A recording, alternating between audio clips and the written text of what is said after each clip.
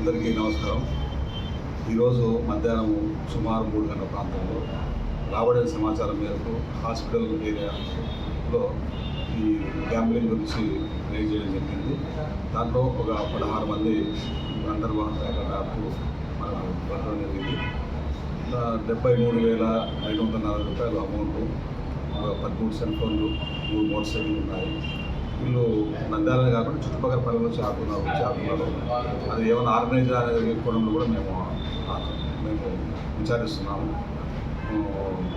తర్వాత gambling, betting ఈ విషయంలో మాత్రం నంద్యాల పోలీసు మా ఎస్పీ గారు, డిఎస్పీ గారి ఇన్స్ట్రక్షన్స్ మేరకు దాంట్లో రాజీ లేదు. అది ఎంత పెద్దవాడైనా సరే మేము ఖచ్చితంగా కేసు పెడతాము. దీంట్లో ఎలాంటి అపోహలకు చేద్దాం. ప్రజలు మాకు సమాచారం ఇవ్వండి, మేము తప్పకుండా పట్టుకుంటాము. కఠినమైన చర్యలు తీసుకుంటాం. చట్ట ప్రకారం ఏం చర్యలు తీసుకుంటాము.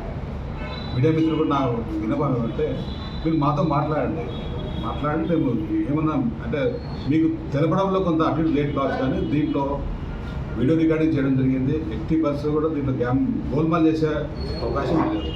దయచేసి అది ఒక్కటి చేసుకోవాలని ఓకే సార్. ఇంకొక మా అప్పీల్ ఏమంటే మీరు కన్ఫర్మ్ చేసుకోకుండా ఆ వార్త నిజమా అని కాకుండా మీకు మనసులో తోచింది వాట్సాప్ గ్రూప్లో సోషల్ మీడియాలో పెట్టడం వల్ల ఏమైందంటే పోలీస్ డిఫేమ్ అవుతుంది. మేము అసాంఘిక శక్తులను మేము తొక్కేయాలని చెప్పి మేము ముందుకు పోతుంటే మీరు చేసే పనుల వల్ల మేము డిస్కరేజ్ అవుతాం. దీంట్లో ఒక పైసా కూడా దాంట్లో ఇది ఉంది అదంట. ఖచ్చితంగా యాక్షన్ తీసుకుంటాం. మాతో కన్ఫర్మ్ చేసుకోండి సార్ ఇట్లా అని చెప్పేది. కాబట్టి మీకు తెలపడంలో ఏమిటంటే మేము ఈ బిజీ ప్రొసీడింగ్స్ రాయడం అది చేయడంలో కొంత డిలే జరిగిండొచ్చు, కానీ మేము దాంట్లో ఒక దాచిపెట్టి ఇది చేసే అవసరం అయితే మాకు లేదు.